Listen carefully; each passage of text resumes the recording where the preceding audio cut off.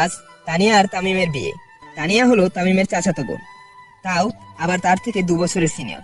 কিন্তু তামিমের কোনো সমস্যা নেই তানিয়া আপুকে বিয়ে করার, কারণ সে তানিয়া আপুকে পছন্দ করে।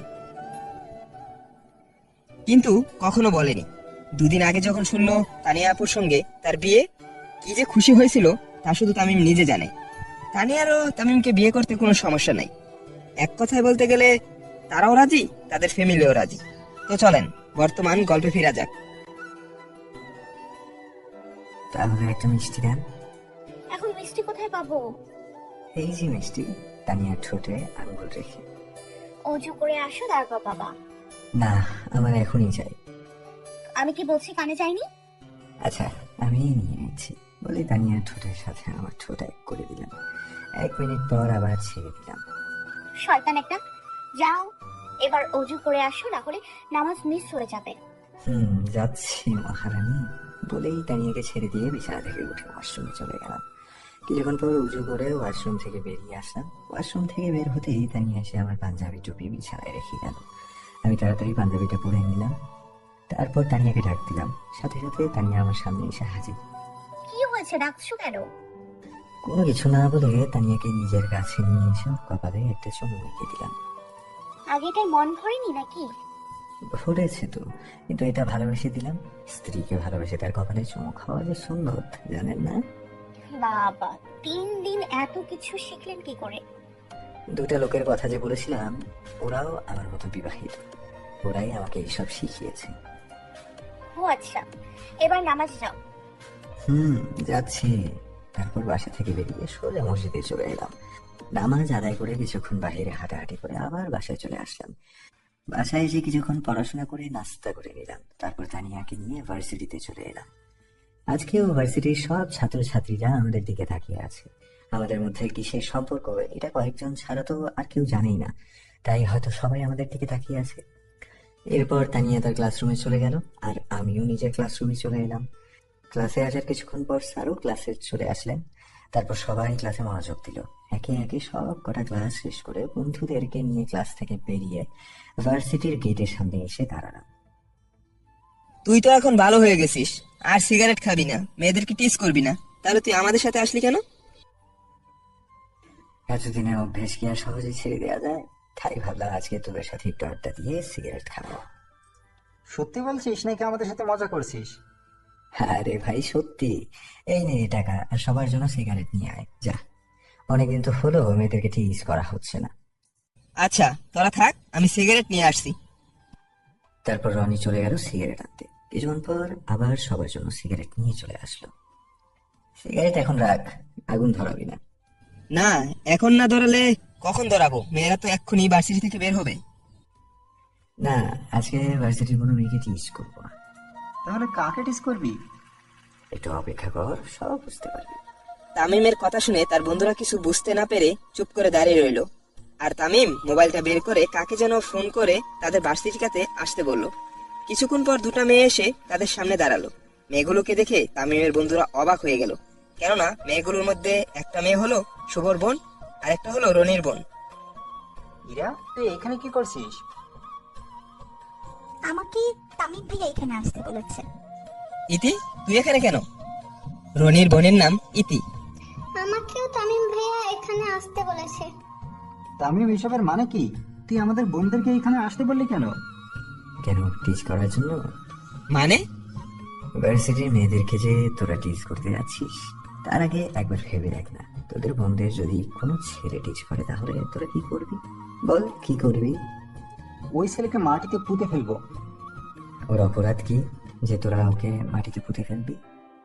কারণ ও আমাদের বোনকে টিস করেছে। তা তোরা যে ভার্সিটির মেয়েদেরকে টিজ করতে যাচ্ছিস, ওরাও তো কারো না কারো বোন, তাই না?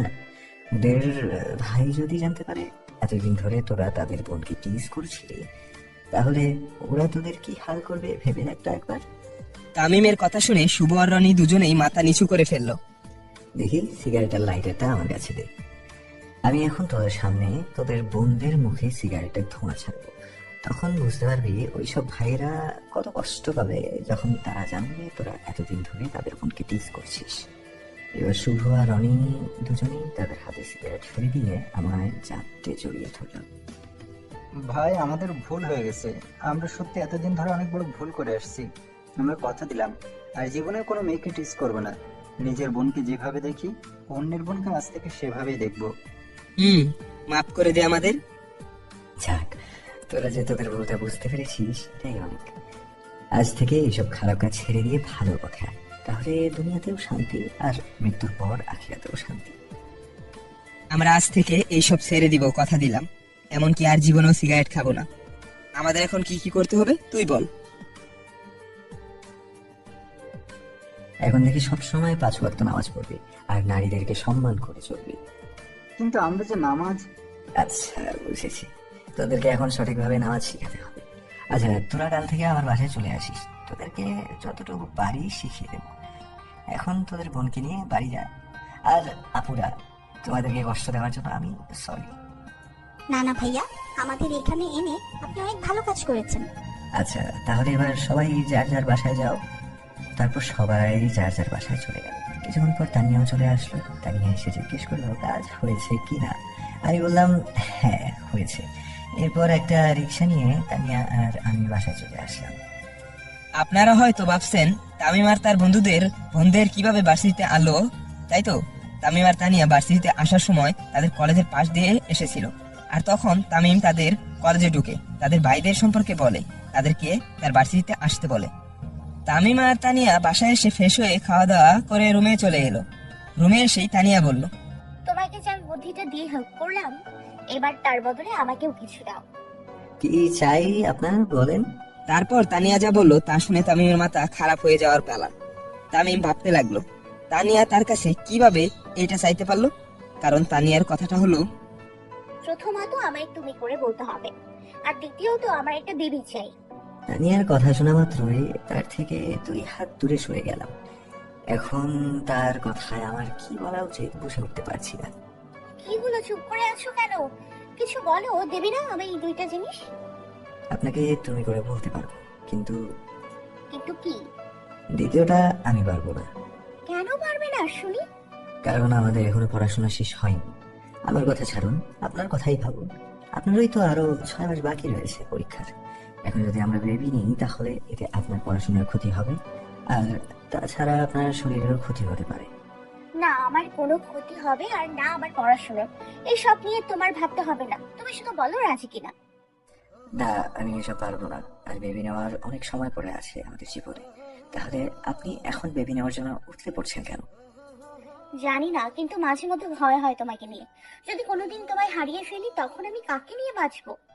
ওহ, তার মানে এই ব্যাপার। আমাকে নিয়ে ভয় পাওয়ার কি আছে? আমি তো আর আগের মতো নই। এখন তো আল্লাহর রহমতে বদলে গেছি। তবু আমার ভয় হয়। ভয় পাবেন না, কথা দিলাম সারা জীবন আমি আপনার পাশে থাকবো।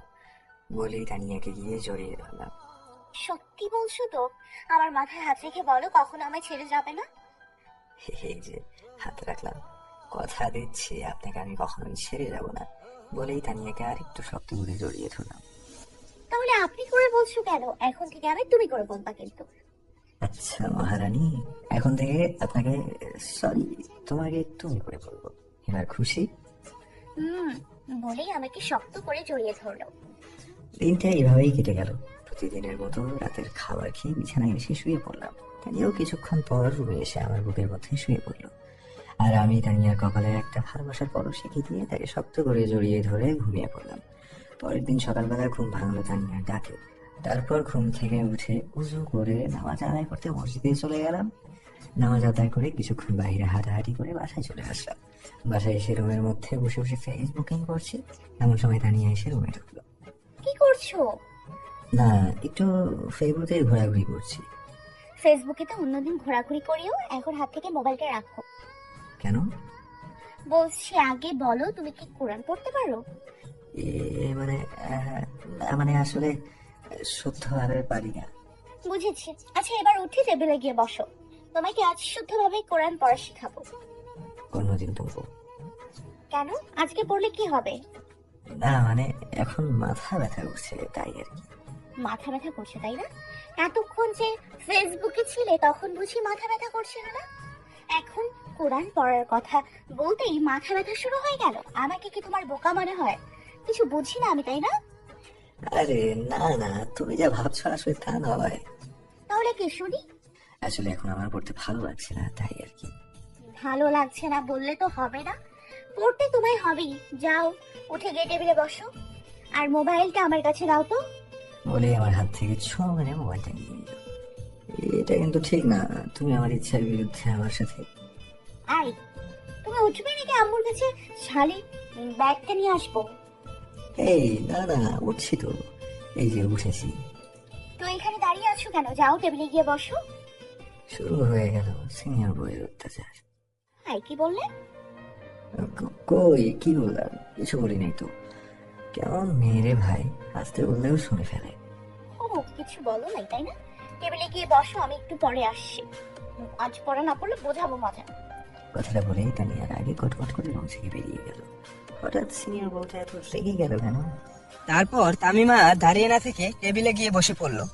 কিছুক্ষণ পর তানিয়া রুমে আসলো। তানিয়ার এক হাতে কোরআন আর অন্য হাতে জালি বেত। আজ তোর কপালে দুঃখ আছে রে তামিম। তারপর তানিয়া তামিমের কাছে এসে একটা চেয়ার টেনে বসে পড়লো আর কোরআনটা তামিমের সামনে রাখলো। কি হলো, বসে আছো কেন? পড়ো। কোন জায়গা থেকে পড়বো? প্রথম থেকে পড়ো। আচ্ছা, বলে কোরআনের প্রথম সূরা ফাতিহা পড়তে আরম্ভ করলাম। সাথে সাথে তানিয়া ঝাড়ি বের দিয়ে ঠাস ঠাস করে আবার পিঠে মেরে দিল। ও মা গো, এই মারলা কেন? কোরআন পড়া শুরু করার আগে আউযুবিল্লাহ বিসমিল্লাহ কিছু পড়তে হয়, তাই না? তো এই কথাটা মুখে বললেও তো পারতা। এভাবে কি কেউ স্বামীকে মারে নাকি? কিসের স্বামী? হ্যাঁ, ওই দিন বলেছিলাম না, পড়ার সময় তুমি আমার ছাত্র আর আমি তোমার ম্যাডাম। এখন চুপচাপ পড়ো, একদম কথা বলবো না। কথা বললে মার দিব। পড়ছি। তারপর তামিম আউযুবিল্লাহ বিসমিল্লাহ পড়ে আবার সূরা ফাতিহা দিয়ে কোরআন পড়া শুরু করলো। কিছুক্ষণ পর আর তানিয়া তাকে থামতে বলল। তামিম মনে মনে ভাবলো হয়তো এখন বলবে যাও আর পড়তে হবে না, কিন্তু তামিম ভাবনা ভুল বের হলো তানিয়ার কথা শুনে। তোমার পড়া তো শুদ্ধ হয় না, আগে তোমাকে কায়দা পড়তে হবে, না হলে কোরআন শুদ্ধভাবে পড়তে পারবে না। কি, এখন আমাকে ছোট বাচ্চাদের মতো কায়দায় পড়তে হবে? দাঁড়াও, আমি কায়দা নিয়ে আসছি। বলেই তানিয়া বসা থেকে উঠে আলমারির ড্রয়ার থেকে একটা কায়দা বের করে এনে তামিমের সামনে রাখলো। এই যে আলিফ বা তা সা, এইগুলো প্রথম পড়ো। এইগুলো ভালোভাবে পড়ে এগুলোর সঠিকভাবে উচ্চারণ করতে পারলে কোরআনও সঠিকভাবে পড়তে পারবা। আচ্ছা পড়ছি, কিন্তু পড়া শেষ হলে কিন্তু আমাকে একটা গিফট দিতে হবে। কি গিফট? সেটা পড়া শেষ হলেই বলবো, আগে কথা দাও দিবা। আচ্ছা দিব, এবার পড়ো। তবে পড়া ভালোভাবে শিখতে না পারলে মার দিব, মনে রেখো। আচ্ছা, বলে পড়তে শুরু করলাম। 5 মিনিট পরেই তানিয়াকে বললাম পড়া শেষ। তানিয়া আমার কথা শুনে এক এক করে হরফগুলো উচ্চারণ করতে বলল। আমিও সঠিকভাবে হরফগুলো উচ্চারণ করলাম। কি ভাবছেন 5 মিনিটে এত কিছু কিভাবে সম্ভব? আসলে ছোটবেলায় কয়েক মাস মসজিদের মক্তবে গিয়ে আরবি পড়া পড়েছিলাম। মক্তবে পড়া না পারলে হুজুরেরা অনেক মারতো, তাই রাতে বাসায় এসে আবার কিছুক্ষণ আরবি পড়তাম। ওই থেকেই আরবি পড়া শিখেছি, কিন্তু এখন অনেক বছর ধরে আর পড়তে বসি না। তবে পড়া মনে আছে, আর তানিয়ার সামনে ইচ্ছে করেই পড়া না পারার মিথ্যে অভিনয় করেছি ওই গিফটটা পাওয়ার জন্য। তানিয়া তো অবাক তামিমের পড়া শুনে। এই 5 মিনিটে তামিম কিভাবে সব হরফ গুলো সঠিকভাবে উচ্চারণ করতে পারলো? পড়া তো সঠিকভাবে উচ্চারণ করলাম, এবার আমার গিফট।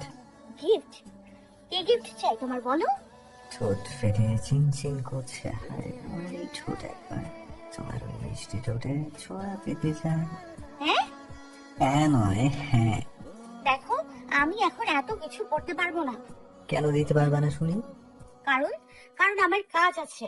আমি রান্নাঘরে গেলাম নাস্তা বানাতে। কথাটা বলেই তানিয়া বসা থেকে উঠে সামনের দিকে পা বাড়ালো।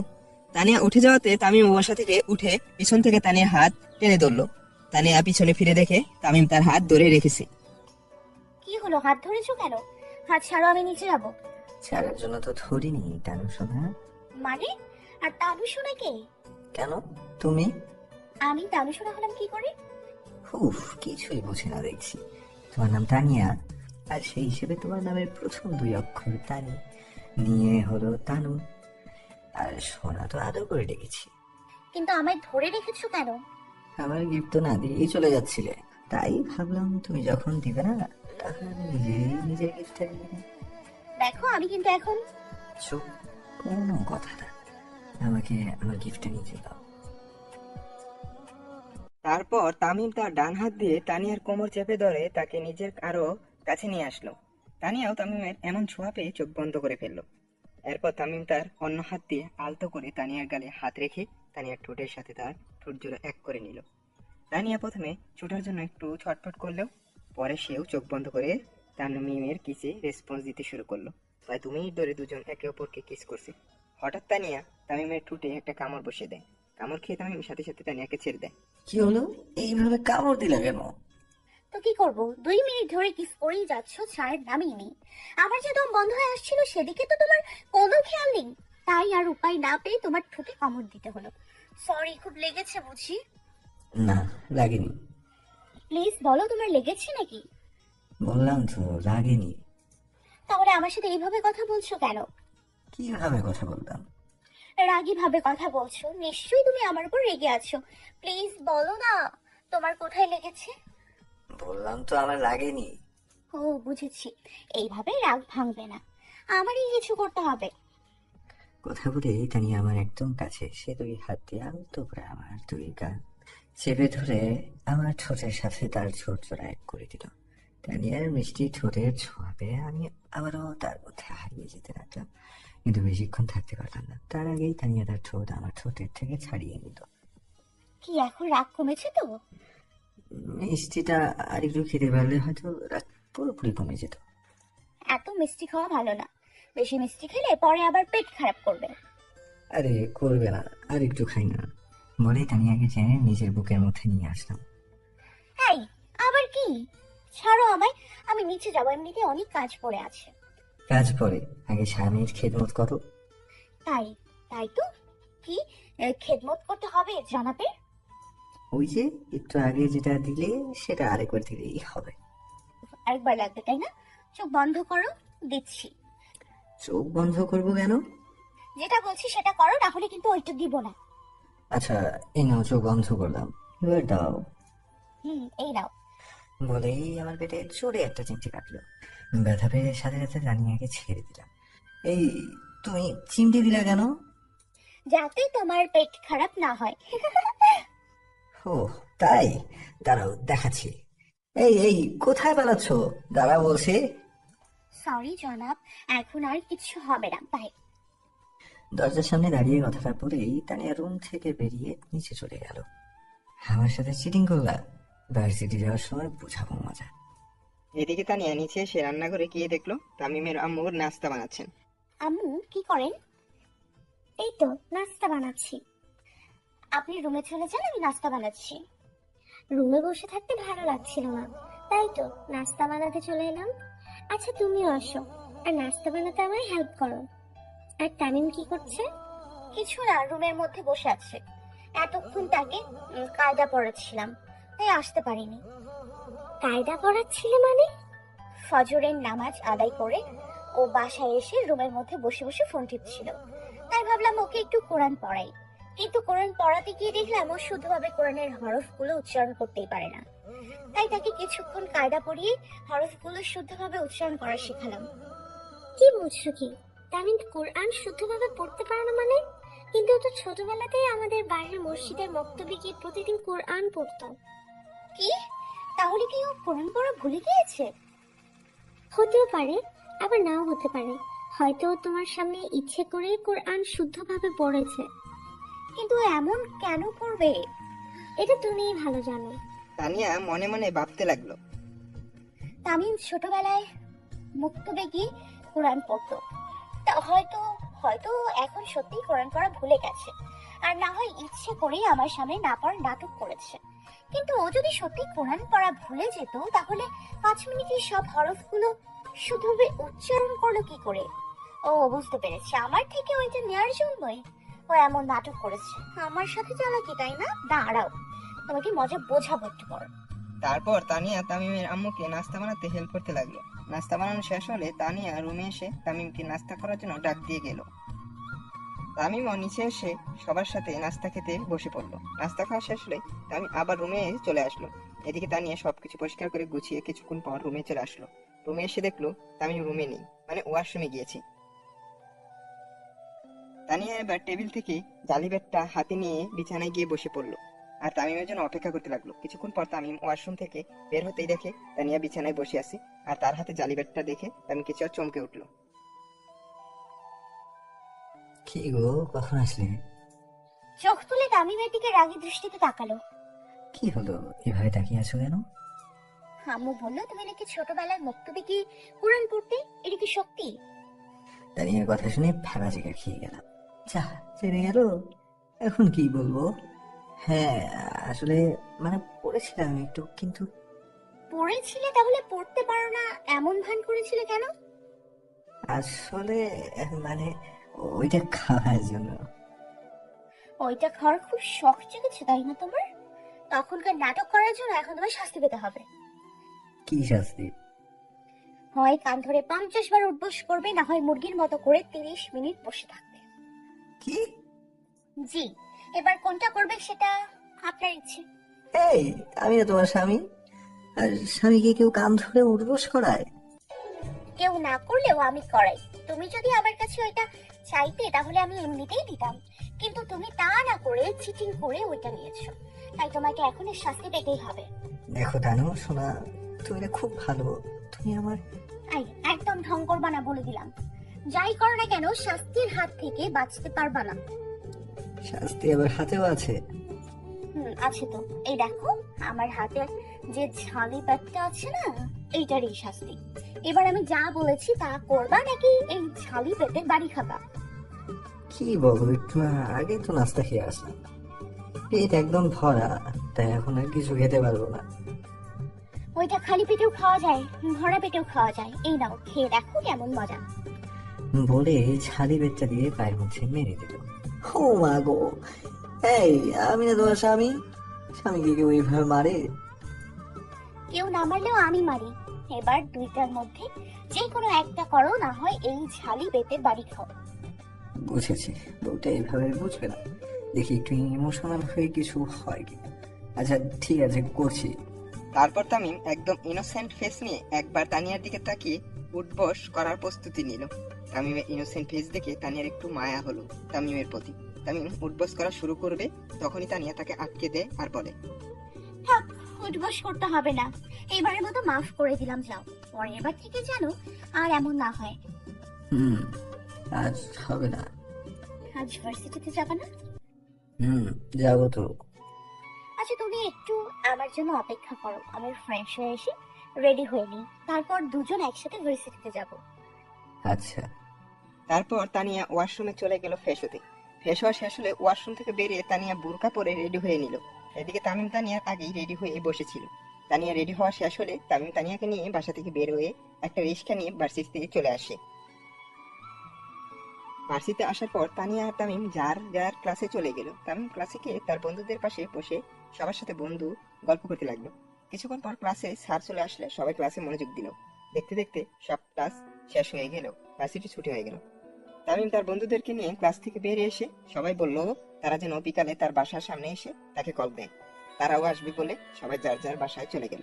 আর তামিম ওইখানেই দাঁড়িয়ে থাকলো তানিয়ার অপেক্ষায়। কিছুক্ষণ পর তানিয়াও ক্লাস শেষ করে বাইরে আসলো। তারপর তারপর তামিম একটা রিক্সা ডেকে তানিয়াকে নিয়ে সোজা বাসায় চলে আসলো। বাসায় এসে দুজন ফ্রেশ হয়ে খাওয়া দাওয়া শেষ করে রুমে চলে আসলো। রুমে এসে তামিম বিছানায় শুয়ে রইলো, কারণ দুপুরে খাওয়ার পর সামান্য বিছানায় গড়াগড়ি করলে মানে শুয়ে থাকলে 1000 নকল নামাজের শোয়ার পাওয়া যায়। তানিয়াও বিছানা উঠে তামিমের বুকে মাথা রেখে শুয়ে থাকলো। কিছুক্ষণ পর তানিয়া মাথা তুলে তামিমের দিকে তাকিয়ে রইল। এই তোমাকে কয়েকদিন আগে একটা প্রশ্ন করেছিলাম, সেটার উত্তর দিলে না যে? কোন প্রশ্ন? এই যে তুমি বিয়ের প্রথম রাতে বলেছিলে আমায় কখনো মেনে নেবে না, আর 6 মাস পর আমায় ডিভোর্স দিয়ে দেবে, তা এখন এত সহজে আমায় মেনে নিলে কি করে? ওই সময় তো আমার মেয়েদেরকে ভালোই লাগতো না, রাস্তাঘাটে মেয়ে দেখলেই বন্ধুরা মিলে তাদেরকে টিজ করতাম। আর তুমি তো আমার 1 বছরের বড়, তাই তোমাকে কিছুতেই মেনে নিতে পারছিলাম না। আর বিয়েতেও আমার মত ছিল না, আম্মুর চাপে পড়ে বিয়েটা করতে হয়েছে। তাই বিয়ের প্রথম রাতের আগের মাথায় তোমায় ওইসব কথা বলেছিলাম। তা তো বুঝলাম, কিন্তু এখন আমি এত সহজে মেনে নিলে কি করে সেটা জানতে চাইছি। ওই যে তাবলিগে গিয়ে নিজেকে কিছুটা বদলাতে পেরেছি। আর সাথে এটাও জানতে পেরেছি যে স্বামী স্ত্রীর ভালোবাসা নাকি সবচেয়ে পবিত্র ভালোবাসা। স্বামী যদি স্ত্রীর কথা মেনে চলে আর স্ত্রী যদি স্বামীর কথা মেনে চলে, মানে স্বামী স্ত্রীর মনের মধ্যে যদি একে অপরের প্রতি ভালোবাসা থাকে, তাহলে সেই ঘরটা নাকি জান্নাতের টুকরা হয়ে যায়। আর স্ত্রীকে ভালোবাসার মধ্য দিয়ে নাকি কয়েকটা সুন্নত আদায় করা যায়, যেমন স্ত্রীকে ভালোবেসে তার কপালে চুমু খাওয়া সুন্নত, স্ত্রীকে সালাম দেওয়া সুন্নত, স্ত্রীর রাগ ভাঙানো সুন্নত, স্ত্রীকে সঙ্গে নিয়ে ঘুরতে যাওয়া সুন্নত, স্ত্রীর রান্নার কাজে সাহায্য করা সুন্নত, স্ত্রীকে নাম ধরে ডাকা সুন্নত, স্ত্রীর ভুল ক্ষমা করা সুন্নত, স্ত্রীর কোলে মাথা রেখে কুরআন পড়া সুন্নত। আমাদের নবী হযরত মুহাম্মদ সাল্লাল্লাহু আলাইহি ওয়াসাল্লাম অনেক সময় হযরত আয়েশা রাদিয়াল্লাহু আনহার কোলে মাথা রেখে কোরআন পড়তেন। এরকম আরো অনেক সুন্নত আছে। আর শুনেছি সিনিয়র মেয়েদেরকে বিয়ে করাও নাকি সুন্নত। তো ভেবে দেখলাম, স্ত্রীকে একটু ভালোবাসলে যদি এত সুন্নত আদায় হয়, তাহলে কেন আমি স্ত্রীকে ভালোবাসছি না? আর যে মেয়েটা নিজের মা বাবাকে ছেড়ে একেবারে আমার কাছে চলে এসেছে সারা জীবনের জন্য, তাকে কেন আমি নিজের থেকে দূরে দূরে রাখছি? তাই ভাবলাম এবার বাড়িতে গিয়ে আমার সিনিয়র বউটাকে বেঁধে দিব আর তাকে অনেক ভালোবাসবো। সারা জীবন আমায় ভালোবাসবে তো, কথা দাও। কথা দিলাম সারা জীবন আমার বউটাকে ভালোবাসবো। আচ্ছা তাহলে এখন একটা ইয়ে দাও। ইয়ে আবার কি? বুঝো না নাকি বুঝো না বোঝার ভান করছো? বুঝিয়ে না বললে বুঝবো কি করে? আচ্ছা চোখ বন্ধ করো, আমি বুঝিয়ে দিচ্ছি। চোখ বন্ধ করলে বুঝবো কি করে? তুমি চোখ বন্ধ করো তো আগে। আচ্ছা, এই যে করলাম। তামিম চোখ বন্ধ করার কিছুক্ষণ পর তার মুখে কারো গরম নিঃশ্বাস অনুভব করলো। তামিম বুঝতে পারলো এখন কি হতে চলেছে আর তানিয়া তখন কি চালাচ্ছিল। তামিম তার আর থাকতে না পেরে নিজের চোখ খুলে ফেলল, আর সাথে সাথে তানিয়া নিজের ঠোঁট তামিমের ঠোঁটের সাথে এক করে দিল। তানিয়ার ঠোঁটে শুনে ছোঁয়া পেয়ে তামিম আস্তে আস্তে তানিয়ার ঠোঁটে কিস করতে শুরু করলো। তামিমের রেসপন্স পেয়ে তানিয়াও তামিমের সাথে তাল মিলিয়ে কিস করতে লাগলো। প্রায় 2 মিনিট পর তানিয়া নিজ থেকেই তামিমের ঠোঁটের থেকে নিজের ঠোঁট সরিয়ে নিল। কি জনাব, এখন বুঝেছেন তো ইয়েটা কি? তবে এটা আরো খেতে পারলে ভালো করে বুঝতে পারতাম। এত ইয়ে খাওয়া ভালো না, না হলে পেট খারাপ করবে। এই ইয়ে খেলে পেট খারাপ করে বুঝি? এবার একটু আমায় জড়িয়ে ধরে মাথায় হাত বুলিয়ে দাও তো, আমি ঘুমাবো। এমনিতেই গতকাল রাতে ভালো ঘুম হয়নি। আচ্ছা মহারানী, এই যে জড়িয়ে ধরলাম, এবার আপনি ঘুমান। আমি ঘুম থেকে ওঠা না পর্যন্ত আমায় এইভাবেই জড়িয়ে ধরে রাখবে, ছাড়বা না কিন্তু, বলে দিলাম। জো হুকুম মহারানী। তারপর তানিয়া আমার বুকে মাথা রেখে ঘুমিয়ে পড়লো। আমিও তানিয়ার কপালে একটা চুমু খেয়ে ওর মাথায় হাত বুলিয়ে দিতে লাগলাম। এক সময় তানিয়া ঘুমিয়ে পড়লো, সাথে আমিও। বিকালবেলা আসরের আজান শুনে ঘুম ভেঙে গেল। দেখলাম তানিয়া এখনো আমার বুকের মধ্যে শুয়ে আছে। তারপর তানিয়াকে ডাক দিয়ে উঠে নামাজ আদায় করতে বলে আমি ওয়াশরুমে চলে গেলাম। ওয়াশরুমে গিয়ে উজু করে পাঞ্জাবি পরে বাসা থেকে বের হয়ে সোজা মসজিদে চলে গেলাম। নামাজ আদায় করা হয়ে গেলে আবার বাসায় চলে আসলাম। বাসার কাছে আসতেই দেখি বন্ধুরা বাসার সামনে দাঁড়িয়ে আছে। তারপর ওদেরকে নিয়ে আমাদের বাড়ির পাশের একটা মাঠে চলে আসলাম। ওখানে গিয়ে এক জায়গায় বসে ওদেরকে উজু সম্পর্কে আর নামাজ সম্পর্কে অনেক কিছু বললাম। এভাবে অনেকক্ষণ ধরে ওদের সাথে কথা বলাতে হঠাৎ মাগরিবের আজান কানে ভেসে উঠল। এরপর বন্ধুদেরকে বিদায় দিয়ে মসজিদের নামাজ আদায় করতে চলে এলাম। যেহেতু ওরা এখনো পুরোপুরি ভাবে নামাজ পড়া শিখেনি, তাই তারা আর আসেনি। নামাজ আদায় করে আমি আবার চলে আসলাম। এইভাবে কেটে গেল 2 সপ্তাহ। এই 2 সপ্তাহে বন্ধুদেরকে অনেক কিছু শিখিয়েছি। এখন তারাও আমার সাথে প্রতিদিন 5 ওয়াক্ত নামাজ পড়ে। এখন তারা আর ভার্সিটির কোনো মেয়েকে টিজ করে না। আমাদের এমন বদলে যাওয়াতে ভার্সিটির সবাই এখন অবাক। এদিকে তানিয়াকে নিয়ে আমি এখন খুব সুখে আছি। প্রতিদিন সকালে ঘুম থেকে ওঠার পর তানিয়ার কপালে চুমু খেতে হয়, আবার নামাজে যাওয়ার সময় তানিয়ার কপালে চুমু খেতে হয়। আর প্রতিদিন তানিয়ার সাথে রিক্সায় করে ভার্সিটিতে যাওয়া আসা তো আছে। এখন মাঝে মধ্যে আমি তানিয়াকে রান্নার কাজেও হেল্প করি। আম্মু এখন বেশি রান্না করে না, সব রান্না তানিয়াই করে। আর আমার কাজ হলো প্রতিদিন রান্নার সময় তানিয়াকে পেছন থেকে জড়িয়ে ধরে রাখা। আর কোনোদিন আমি আর তানিয়া শেষে খাবার খেলে এক প্লেটে করে খাবার খাই আর একে অন্যকে খাইয়ে দিই। আর সব শেষে রাতের বেলায় ঘুমানোর সময় তানিয়াকে জড়িয়ে ধরে বুকে নিয়ে ঘুমাতে হয়। এইভাবেই দুষ্ট মিষ্টি ভালোবাসার মধ্য দিয়ে আমাদের দুজনের দিনটা পার হচ্ছে। আমাদের এভাবে মিলে যাওয়া দেখে আম্মু আব্বু অনেক খুশি। আজ ভার্সিটি শেষে তানিয়াকে নিয়ে বাসায় আসার জন্য রিক্সা খুঁজছিলাম। ঠিক তখনই পিছন থেকে একটা মেয়েদি কণ্ঠে কে যেন আমার নাম ধরে ডাক দেয়। পেছনে ঘুরে তাকাতে দেখি একটা মেয়ে দৌড়ে সামনে জড়িয়ে ধরলো।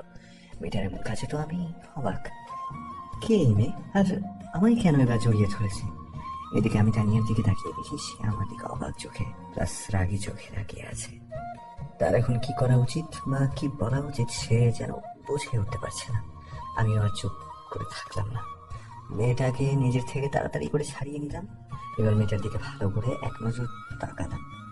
মেয়েটাকে দেখে আমি অবাক হয়ে গেলাম, কারণ মেয়েটা হলো মিলি, আমার কলেজ লাইফের ফ্রেন্ড। কলেজে থাকতে আমার অনেক মেয়ে বন্ধু ছিল, তখন মেয়েদেরকে এত টিজ করতাম না, শুধু ফ্রেন্ডরা মিলে একটু দুষ্টুমি করতাম। মিলির সাথে আমার পরিচয় হয়েছিল ইন্টার সেকেন্ড ইয়ারে ওঠার পর। বলতে গেলে মিলি আমার বেস্ট ফ্রেন্ডই ছিল, কিন্তু সে কখনো আমায় ফ্রেন্ড হিসেবে দেখেনি, কারণ সে আমায় মনে মনে ভালোবাসতো। আর একদিন সে আমায় তার ভালোবাসার কথা জানিয়ে আমায় প্রপোজও করেছিল, কিন্তু আমি তাকে সবসময় ফ্রেন্ডের নজরেই দেখে এসেছিলাম। আর তাছাড়া আমার এইসব প্রেম ভালোবাসায় জড়ানোর কোনো ইচ্ছেই ছিল না তখন। তাই আমি সেদিন তার প্রপোজাল রিজেক্ট করে দিই আর বলি, যদি পারিস তো সবসময় আমার বেস্ট ফ্রেন্ড হিসেবে থাক, কারণ প্রেম ভালোবাসাটা কিছু দিনের মাত্র। যদি সেটা বিয়ের স্থানে পৌঁছাতে না পারে তাহলে প্রেম ভালোবাসার কি দাম। আর বন্ধুত্বটা হলো সারা জীবনের, যা কখনোই ভাঙে না। যদি দুজন দুজনকে একে অপরের সত্যিকারের বন্ধু ভাবতে পারে। হঠাৎ মিলি বলে উঠলো, কিরে, কোথায় হারিয়ে গেলি? কথা বলছিস না কেন? মিলির কথাতে আর ধাক্কা খেয়ে ভাবনার জগৎ থেকে বেরিয়ে বাস্তবে ফিরলাম। হ্যাঁ, না মানে, কেমন আছিস তুই? তুই এইখানে কি করছিস? ভালোই আছি, তুই কেমন আছিস? এখানে আসলাম ছোট বোনকে ভর্তি করানোর জন্য। আলহামদুলিল্লাহ ভালো, কিন্তু এখন তো ভার্সিটিতে কোনো ক্লাসের ভর্তি চলছে না, তাহলে? হ্যাঁ জানি, এখানে এসে একটু ভার্সিটির পরিবেশ দেখে গেলাম। আমরা কিছুদিন আগে ভার্সিটির পাশের একটা পার্কের কাছে যে কয়েকটা বাসা আছে, ওইখানকার একটা বাসায় এসেছি। ছোট বোনটাও গতবার ইন্টার দ্বিতীয় বর্ষে পরীক্ষা দিয়েছে, এখন রেজাল্ট বের হলেই তাকে এই ভার্সিটিতে ভর্তি করিয়ে দিব ভাবছি। ও, তা তুই এখন কোথায় পড়াশোনা করছিস? ইন্টার পাশ করে আমি নানুর কাছে চলে গিয়েছিলাম, আর সেখানেই একটা ভার্সিটিতে ভর্তি হয়ে গেছিলাম। এখন সেখানেই পড়াশোনা করছি। ও, তো আন্টি আঙ্কেল কেমন আছেন? ভালোই আছেন। তুই মেয়েটা কে রে? মিলির সাথে কথা বলাতে এতক্ষণ ধরে তানিয়ার কথা ভুলেই গেছিলাম। এবার তানিয়ার দিকে তাকাতে দেখি সে আমার আর মিলির দিকে কেমন করে যেন তাকিয়ে আছে। বোঝাই যাচ্ছে আমাদের কথাগুলো তার ভালো লাগছে না। কি রে, চুপ করে আছিস কেন? বল, তোর সাথে এই মেয়েটা কে? আসলে ও আমার কথাটা শেষ হওয়ার আগেই তানিয়া বলল, আমি ওর বউ। কি তামিম, তুই বিয়ে করলি কবে? অনেক আগেই করেছে। এবার আমায় কিছু বলতে না দিয়ে তানিয়া কথাটা বলল, কি রে, আমি তোকে প্রশ্ন করছি, তুই আমার কোনো কথার উত্তর দিচ্ছিস না কেন? কি উত্তর দিব? ও যা বলছে তাই সত্যি। ও, তা আমার মধ্যে কিসের কমতি ছিল যে তুই আমাকে মেনে নিলি না? মিলির কথাটা শুনেই তানিয়ার দিকে তাকালাম, দেখলাম ও আমার দিকে চোখ বড় বড় করে তাকিয়ে আছে। বুঝতে পারছি আজ বাসায় গেলে আমার উপর দিয়ে ঝড় যাবে। মিলি, বাদ দে না এসব কথা, যা হওয়ার তা তো হয়েই গেছে, এখন আর এইসব বলে কি লাভ? বাই দ্য ওয়ে, তুই বিয়ে করবি কবে সেটা বল। আমার এখন বিয়ে করার কোনো ইচ্ছে নেই, তবে আব্বু অনেক জায়গায় আমার জন্য পাত্র খুঁজেছেন, কিন্তু আমি এখন বিয়ে করব না বলে দিয়েছি। বাট আজকে তোকে এইখানে দেখার পর ভাবলাম তোর ব্যাপারে বাসায়। মিলি, ছাড় না এইসব কথা। জানি মিলি কি বলতে চাচ্ছে, তাই তাকে কোনো রকমে থামালাম। আচ্ছা, তা তোর এমন অবস্থা কেন? আগে তো সবসময় শর্ট প্যান্ট পরে থাকতি, বাট এখন তো দেখছি টুপি পাঞ্জাবি লাগিয়ে একেবারে হুজুর হয়ে গেছিস। ব্যাপার কি বলতো? সে অনেক লম্বা কাহিনী, অন্য একদিন বলবো রে। আজ একটু কাজ আছে, বাসায় যেতে হবে। এইখানে আর বেশিক্ষণ থাকলে আজ বাসায় গেলে সত্যি সত্যি তৃতীয় বিশ্বযুদ্ধ ঘটবে আমার সাথে। আচ্ছা, কিন্তু আমাদের আর কবে দেখা হবে তার তো কোনো ঠিক নেই। তো একটা কাজ কর, তোর নাম্বার দিয়ে যা, আমায় দরকার পড়লে কল দিয়ে দেখা করবো নি। এবার পড়ে গেলাম বিপাকে। এদিকে মিলি আমার কাছে নাম্বার চাওয়াতে তানিয়া আমার দিকে তাকিয়ে আছে আর দেখতে যাচ্ছে আমি এখন কি করি। আবার এদিকে মিলিকে সরাসরি নাও বলতে পারছি না, শত হোক বেস্ট ফ্রেন্ড বলে কথা। এত বছর পর দেখা হলো, তাকে কিভাবে বলি তোকে আমার নাম্বার দিতে পারবো না। কি রে, চুপ করে আছিস কেন? নাম্বার দে তোর। এবার আর উপায় না পেয়ে যেই আমার নাম্বার বলতে যাব তখনই তানিয়া বলল, এই নাম্বারটা ওর নাম্বার আপু? আমি তো বোকা বনে গেলাম, কারণ তানিয়া যে নাম্বার বলেছে সেটা তো তার নাম্বার, কিন্তু তানিয়া আমার নাম্বারের বদলে তার নাম্বার বললো কেন? কি রে, এটাই কি তোর নাম্বার? তানিয়ার দিকে তাকাতেই দেখি সে আমায় ইশারায় বলছে হ্যাঁ বলতে, মানে এটাই যে আমার নাম্বার সেটা মিলিকে বলতে। বুঝেছি এখন, ওর কথা না মানলে হবে না, তাই মিলিকে বললাম হ্যাঁ এটাই আমার নাম্বার। ওকে, তাহলে আমি তোকে একবার রাতে কল দিব নে, তুই কল রিসিভ করিস কিন্তু। আজ তাহলে যাই, কেমন? কথাটা বলেই মিলি উল্টো দিক হয়ে হাঁটা ধরলো। মিলি চলে গেল, তারপর আমি আর তানিয়া একটা রিক্সা নিয়ে বাসে চলে আসলাম। সারা রাস্তায় তানিয়া আমার সাথে একটা কথাও বলেনি, চুপচাপ বসেছিল। রিক্সা এসে বাসার সামনে দাঁড়াতেই তানিয়া রিক্সা থেকে নেমে বাসার ভেতরে চলে গেল। আমিও রিক্সা ভাড়াটা মিটিয়ে বাসায় চলে আসলাম। বাসার ভেতরে ঢুকে সোজা নিজের রুমে চলে আসলাম। রুমে এসে ঢুকতে দেখি তানিয়া বিছানার উপর বসে আছে। আমি তাকে পাশ কাটিয়ে ওয়াশরুমের দিকে যেতে লাগলাম, তখনই তানিয়া আমায় দাঁড়াতে বলল। আমিও দাঁড়িয়ে গেলাম। এই মেয়েটার সাথে তোমার কিসের সম্পর্ক? সম্পর্ক বলতে কলেজ লাইফে আমারও বেস্ট ফ্রেন্ড ছিল, আর কলেজে থাকাকালীন আমি কেমন ছিলাম তা নিশ্চয়ই তোমার অজানা নেই। ওই মেয়েটা কি তোমার ভালোবাসতো? হ্যাঁ, আর একবার ও আমায় প্রপোজ করেছিল, কিন্তু আমি তাকে না করে দিই, কারণ আমি তাকে সবসময় বন্ধুর নজরেই দেখতাম। ও কি তাহলে এখনো তোমায় ভালোবাসে? সেটা আমি জানি না, তবে সে আমায় ভালোবাসলে কি আর না বাসলেই বাকি। আমি তো এখন বিবাহিত, আর আমার ঘরে তো একটা মিষ্টি বউ আছে। আমার আর কি দরকার? তানিয়া কথাটা শুনে অনেকটাই খুশি হলো, আর খুশিটা আমায় জড়িয়ে ধরলো। তখন ওই মেয়েটার সাথে তোমায় ওইভাবে কথা বলতে দেখে ভীষণ রাগ হচ্ছিল। সরি, তখন কোনো ভুল করে থাকলে প্লিজ আমায় মাফ করে দাও। ধুর পাগলি, তুমি আবার কি ভুল করেছো যে তোমায় মাফ করবো? আচ্ছা, এখন ছাড়ো, আমি ফ্রেশ হব। হুম, যাও। আর ফ্রেশ হয়ে নিচে চলে এসো, আমি তোমার আর আমার জন্য খাবার নিচ্ছি। আচ্ছা বলে ওয়াশরুমে চলে আসলাম। এরপর ওয়াশরুমে গিয়ে ফ্রেশ হয়ে বেরিয়ে নিচে চলে আসলাম। নিচে এসে দুজনে খাবার খেয়ে আবার রুমে চলে আসলাম। এভাবেই দিন পার হয়ে গেল। সন্ধ্যাবেলায় মাগরিবের নামাজ আদায় করে বাসায় এসে রুমে ঢুকতেই দেখি তানিয়া তার মোবাইলের দিকে তাকিয়ে রাগে ফুটছে। বুঝলাম না মোবাইলের দিকে তাকিয়ে সে রাগে ফুটছে কেন। আমি গিয়ে তার পাশে দাঁড়ালাম, জিজ্ঞেস করলাম কি হয়েছে। আমার গলার আওয়াজ শুনে তানিয়া মাথা তুলে রাগি চোখে আমার দিকে তাকায়, আর তার হাতের মোবাইলটা আমার চোখের সামনে ধরে। মোবাইলের স্ক্রিনে তাকিয়ে আমি যা দেখলাম তা দেখার জন্য আমি মোটেও প্রস্তুত ছিলাম না। কারণ আমি দেখলাম যে কারণ আমি দেখলাম যে মোবাইলের মধ্যে একটা অচেনা নাম্বার থেকে মেসেজ এসেছে, আর মেসেজটা ছিল এরকম। তামিম, আমি মিলি। এত বছর পর হঠাৎ তোকে নিজের চোখের সামনে দেখতে পাবো আমি সত্যিই কখনো ভাবিনি। বিশ্বাস কর, আজকে ভার্সিটির বাইরে যখন তোকে দেখতে পেয়েছিলাম আমি সত্যি অনেক খুশি হয়েছিলাম। তোকে দেখার পর আমার সেই ভার্সিটির বৃষ্টির দিনের কথাটাও মনে পড়ে যায়। মনে আছে একদিন ভার্সিটিতে বৃষ্টি হচ্ছিল, আর সেই দিন বৃষ্টির দিনে ভার্সিটির সব ছাত্রছাত্রীদের সমাবেশে দাঁড়িয়ে আমি নিজের ভালোবাসার কথা জানিয়ে তোকে প্রপোজ করেছিলাম, আর তুইও আমার প্রপোজাল অ্যাকসেপ্ট করে নিয়েছিলি। তারপর শুরু হলো আমাদের প্রেম কাহিনী। দেখতে দেখতে 6 মাসও কেটে গেল, কিন্তু আমাদের মধ্যে কোনো বিচ্ছেদ দেখা দেয়নি। এর মধ্যে আমাদের ফাইনাল পরীক্ষাও শেষ হয়ে গেল। তারপর আমি চলে গেলাম নানুর বাড়িতে, আর তুইও এই শহর ছেড়ে অন্য শহরে চলে আসলি। এরপর থেকে আমাদের মধ্যে বিচ্ছেদ দেখা দিতে শুরু করলো। তোকে ফোন করলে আগের মতো আমার সাথে কথা বলতি না, নিজেও কোনোদিন ফোন করতি না, আর আমি ফোন করলে আমাকে ফোন দিতে মানা করতিস। এরপর হঠাৎ একদিন কোনো কারণ ছাড়াই তুই আমার সাথে ব্রেকআপ করে ফেললি। আমার কি দোষ ছিল? একটাবার তো বলতে পারতি, কিন্তু তুই বলিসনি। তারপর আজকে যখন তোকে ওই মেয়েটার সাথে দেখে জানতে পারলাম যে এটাই তোর বউ, তখন বুঝতে পেরেছি যে এই মেয়েটার জন্য তুই আমার সাথে ব্রেকআপ করেছিলি। হয়তো তোর বাবা মা তোকে এই মেয়েটার সাথে বিয়ে দেওয়ার জন্য চাপ দিচ্ছিল, তাই তো তুই আমার সাথে ব্রেকআপ করেছিস, তাই না? আমি তোর চেহারা দেখেই বুঝতে পেরেছি যে তুই এই মেয়েটার সাথে সুখী না, কারণ তোর মতো স্মার্ট ছেলে কখনো কোনো দিনদার পর্দাশীল মেয়েকে বিয়ে করতেই পারে না, আর বিয়ে করলেও সে কখনো সুখী হতে পারে না। কিন্তু তুই চাইলে আমরা আবার এক হতে পারি। এক কাজ কর, তুই ওই মেয়েকে ডিভোর্স দিয়ে দে আর আমায় বিয়ে করে নে। বিশ্বাস কর, আমি তোকে এখনো ভালোবাসি। আমি আবার তোর জীবনে ফিরে আসতে চাই। তুই কি আমায় একটু জায়গা দিবি তোর মনের ঘরের মধ্যে? মেসেজটা পড়ার পর তোর উত্তরটা জানাবি কিন্তু। এটি তোর এক সময়ের ভালোবাসা, মিলি। মেসেজটা পড়া শেষ হতে আমার শরীর ভয়ে কাঁপতে শুরু করলো। ভয়ে ভয়ে তানিয়ার দিকে তাকিয়ে দেখি সে আমার দিকে অগ্নি দৃষ্টিতে তাকিয়ে আছে। তার চোখ আর চেহারা দুটোই রক্তের মতো লাল হয়ে আছে। চোখ দিয়ে যেন তার আগুন ঝরছে। তার এমন রূপ দেখে এবার আমি আরো ভয় পেয়ে গেলাম। আস্তে আস্তে আমার হার্টবিট শুরু হলো। কিছুক্ষণের মধ্যেই যেন তৃতীয় বিশ্বযুদ্ধ শুরু হতে যাবে তানিয়ার দ্বারা। তানু, বিশ্বাস করো, মিলি যা লিখেছে তার সবকিছুই। তার সবকিছু মিথ্যা, এটাই তো বলবা তাই না?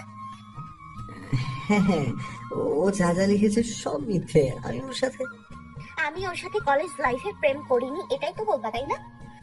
হ্যাঁ হ্যাঁ, বিশ্বাস করো। চুপ করো, আমি আর তোমার একটা কথাও শুনতে চাই না। ওই মেয়ের সাথে এত মাস প্রেম করেছো, এটা আমায় একবারও বলনি কি হতো বললে? আমি তো এসব শুনে তোমায় কিছুই বলতাম না, কারণ আমি জানি আগে তুমি কেমন ছিলে আর এখন কেমন হয়েছো। কিন্তু এইসব কথা আমি তোমার থেকে না শুনলাম ওই মেয়ের থেকে। তনু, আমার একটা কথা। ভুলেও আমায় আর ওই নামে ডাকবা না বলে দিলাম। আর কি শুনবো? হ্যাঁ, যা শোনার তা তো শুনেই ফেলেছি ওই মেয়ের থেকে। আমি আর থাকবো না তোমার সাথে, চলে যাবো আব্বু আম্মুর কাছে, আমাদের বাড়িতে। কথাটা বলেই বসা থেকে উঠে দাঁড়িয়ে আলমারি খুলে একটা ব্যাগ করে কাপড় চোপড় গোছানো শুরু করে দিল। থানু, প্লিজ, আমার কথাটা তো। বললাম না আমায় আর ওই নামে ডাকবা না, আর আমি তোমার কোনো কথাই শুনতে চাই না। আরে, আগে আমার কথা শুনবা তো। বললাম না আমি তোমার কোনো কথাই শুনতে চাই না। এখন আর একটা কথা বললে আমি কিন্তু চিৎকার করে আম্মু আব্বুকে ডাকবো। তানিয়ার কথা শুনে এবার চুপ হয়ে গেলাম, কারণ তানিয়া এখন যেই পরিমাণে রেগে আছে, বলা তো যায় না সত্যি সত্যি আম্মু আব্বুকে ডাক দিতে পারে। আর আমি চাই না আম্মু আব্বু এই বিষয়ে কিছু শুনুক। তামিম চুপ করে অসহায়ের মতো তানিয়ার দিকে তাকিয়ে রইল, কিন্তু তানিয়ার সেদিকে কোনো ভ্রুক্ষেপ নেই। সে তার নিজের মতো কাপড় গুছিয়ে যাচ্ছে। একসময় তানিয়ার কাপড় গুছানো শেষ হলে তানিয়া ব্যাগ হাতে নিয়ে দরজার সামনে গিয়ে দাঁড়ালো। এরপর পিছনে ঘুরে তামিমকে উদ্দেশ্য করে বলল, ভুলেও আমার বাসায় যাবা না বলে দিচ্ছি, পারলে ওই মেয়েকে নিয়েই সংসার করিও। কথাটা বলেই তানিয়া রুম থেকে বেরিয়ে গেল। তানিয়া নিচে যেতেই তামিমের আম্মুর সাথে দেখা হয়ে যায়। তানিয়ার হাতে কাপড়ের ব্যাগ দেখে তামিমের আম্মু বললেন, কোথায় যাচ্ছ মামুনি? আর তোমার হাতের মধ্যে ব্যাগ কেন?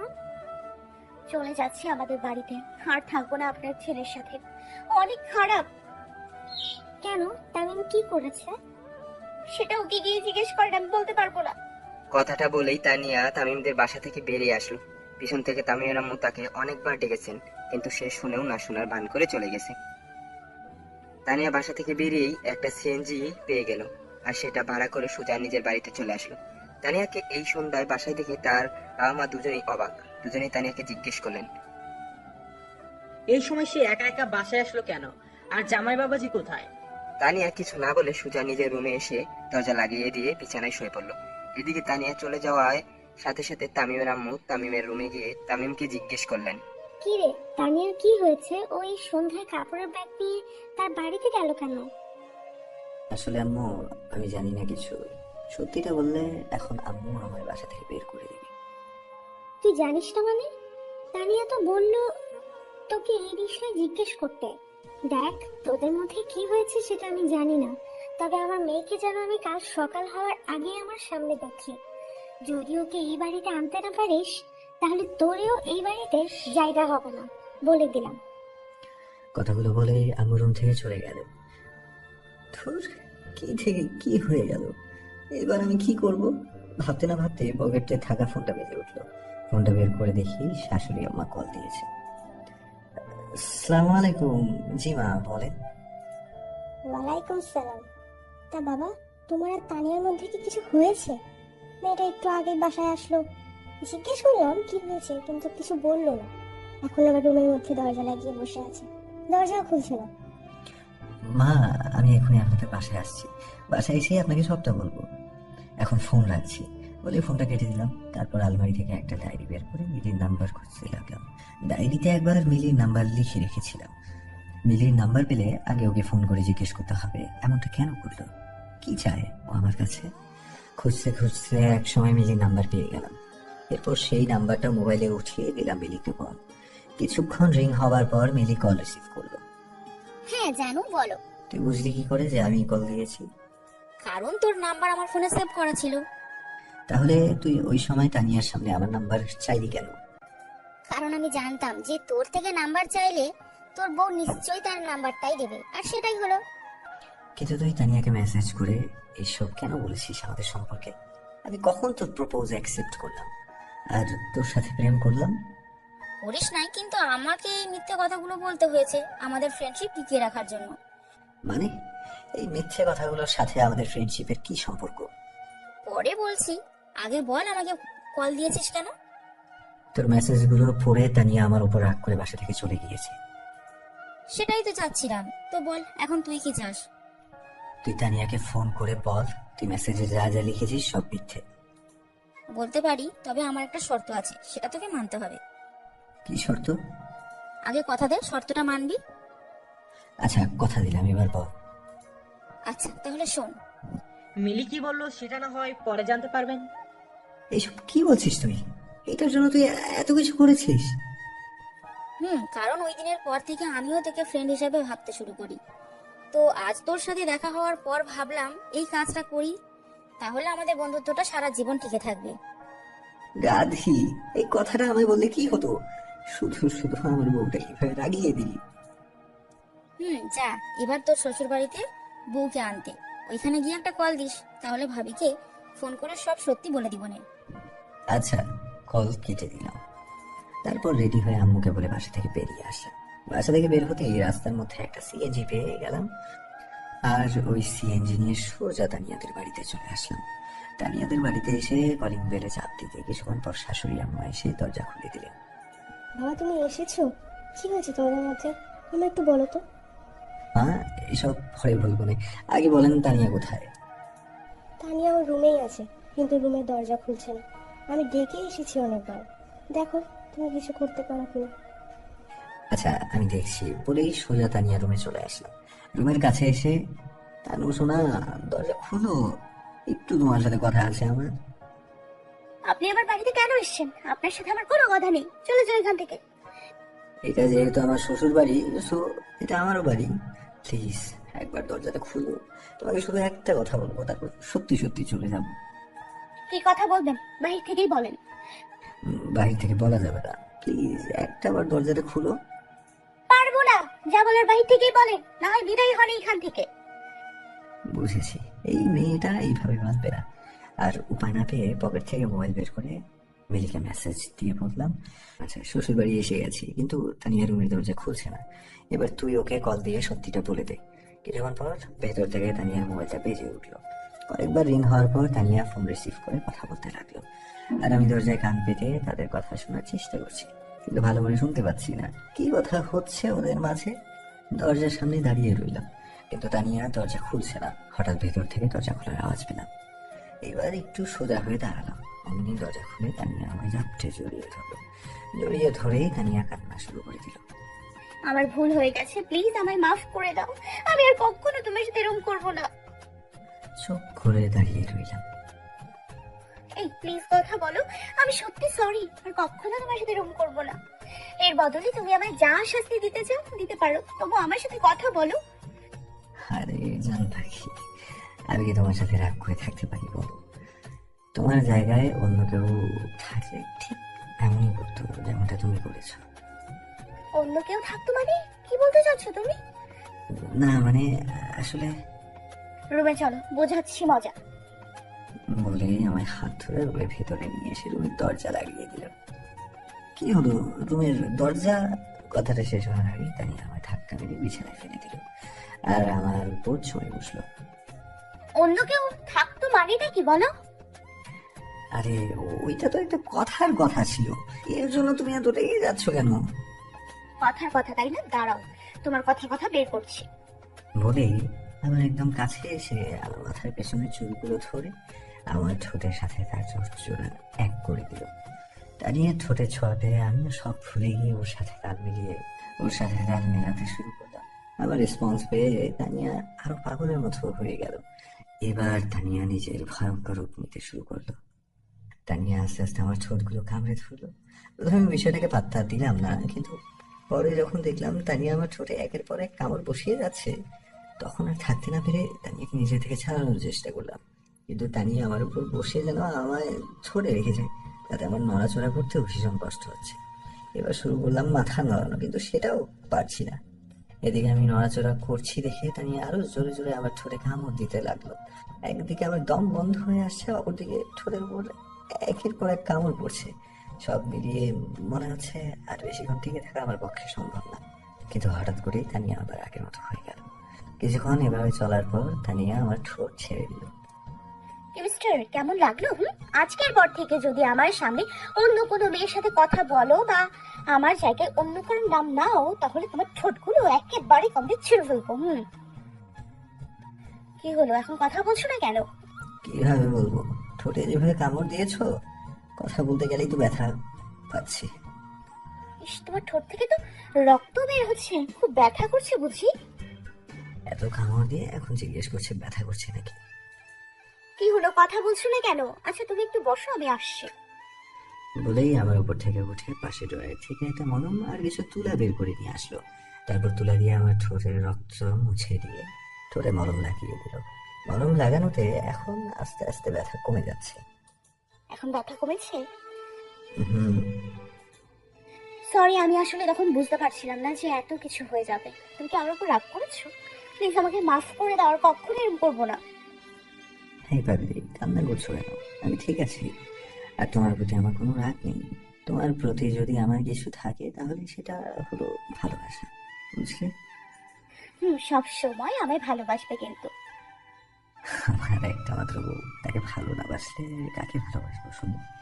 তা নিয়ে কিছু না বলে আমার শক্ত করে জড়িয়ে ধরলো। এইভাবেই রাতটা কেটে গেল।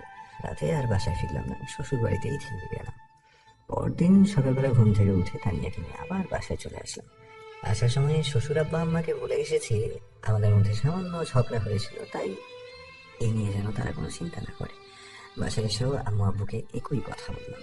সারাদিনে আর তানিয়ার সাথে কোনো কথাই হলো না।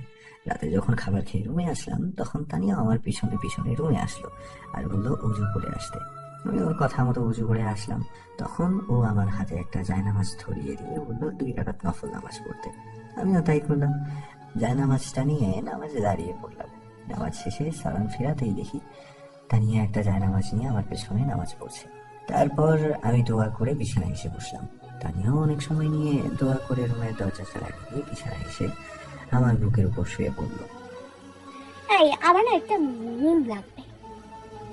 মিম লাগবে মানে? মিম কোথায় পাবো? কোথায় পাবো মানে? আমরা দুজনে মিলে নিয়ে আসবো। বুঝলাম তানিয়া কি বলতে চাচ্ছে। দেখো তনু, এখনো আমাদের পড়াশোনা। রাখো তোমার পড়াশুনো, আমার মিম চাই তো চাই, এখন তুমি দিবে কিনা বলো। আরে তুমি বুঝতে যাচ্ছ না কেন?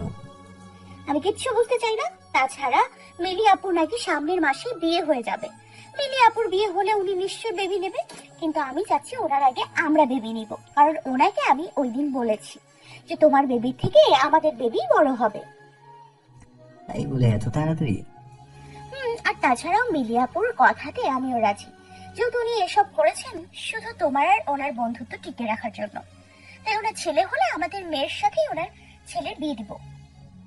আপনারা হয়তো বুঝতে পারছেন, তাহলে চলুন বুঝিয়ে বলছি। মিলি আমার যে শর্তের কথা বলেছিল সেটা হলো ওর যদি ছেলে হয় আর আমাদের যদি মেয়ে হয় তাহলে বড় হয়ে আমাদের মেয়ের সাথে তার ছেলের বিয়ে দিতে হবে। এটাই ছিল মিলির শর্ত। তার জন্যই তানিয়া এখন বেবি নেওয়ার জন্য পাগল হয়ে যাচ্ছে। কি গো, কথা বলছো না কেন? আমাদের মিমকে কি আনবা না নাকি? মিমটাকে বুঝলাম না। আমাদের যে বেবি হবে তার নাম মিম রাখবো, কারণ তোমার নামের মধ্যেও মিম নামটা আছে। কিন্তু আমি ভাবছি আমাদের মেয়ের নাম তোমার নামের সাথে মিলিয়ে তন্নি রাখবো। না, আমি মিম রাখবো বলছি তো, মিমেই রাখবো। আচ্ছা বাবা, আচ্ছা, তোমার যা ইচ্ছে তাই রাখিও। এখন কি তাহলে আমাদের মিম আর তন্নিকে আনার কাজ শুরু করে দিব? করো। না করেছি কি, তার আগে লাইটটা অফ করে দাও, তাহলে তোমার ভিউয়ার্সরা সব দেখে ফেলবে। ঠিক বলেছো। দাঁড়াও লাইটটা আগে অফ করি। এইভাবেই পূর্ণতা পেল আরেকটি ভালোবাসার গল্প।